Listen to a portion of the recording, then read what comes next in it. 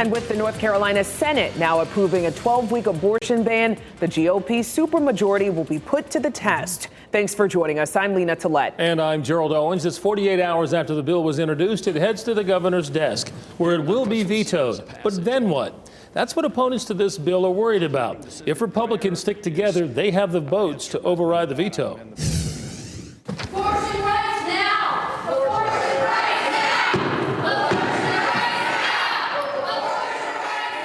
Senate will stand at ease.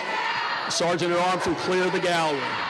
You hear the voices there. Dozens of protesters making their voices heard in the gallery right after the vote. WRO's Aaron Thomas is live in Raleigh tonight. And Aaron, this topic will likely be the main campaign issue heading into the 2024 election. Most certainly, Gerald. That's all according to a political expert that we spoke with. And much like those two front runners in the governor's race, we saw those polarizing views from lawmakers and opponents here today. More than 6 hours of debate and responses and comments over a controversial bill. This is one of the most consequential things that we have done in this chamber. State Senator Dan Blue is referring to Senate Bill 20. North Carolina Republicans fast-tracked this proposal for a new 12-week abortion ban, passing both chambers on party line votes less than 48 hours after being introduced. He says lawmakers had little time to debate and review this matter. Lawmakers should not be involved in people's personal health care decisions. It cleared the Senate, setting the stage for the first test of the GOP's new supermajority.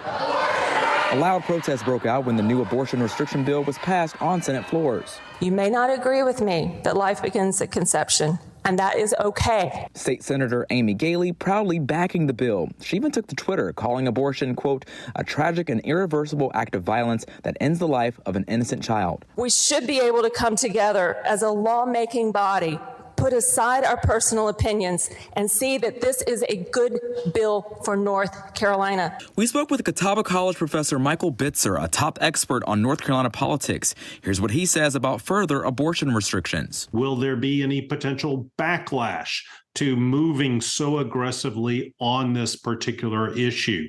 This seems like, again, a kind of compromise, not a total ban, but much more restrictive than what North Carolina law had been. Now, if this bill becomes law, you're looking at a staggered approach on how effective, or when it would take effect, rather. The bill mentions several key months in June, July, and October of this year. Gerald? Aaron Thomas live on Jones Street. Thank you, Aaron. Governor Cooper tonight again vowing to veto this bill. He spoke to CNN about the GOP supermajority. They've tried to disguise this, but we're going to expose it over the next few days. They have a supermajority by one vote in each chamber. All we need is one Republican in either chamber to uphold the veto in order to stop this disastrous abortion ban. The governor then went on to name 4 GOP lawmakers who previously promised to protect women's reproductive rights. Tricia Cotham, who switched from the Democratic Party to the GOP, was one of them. It's a complicated bill released less than 48 hours ago. For more analysis, go to nccapital.com.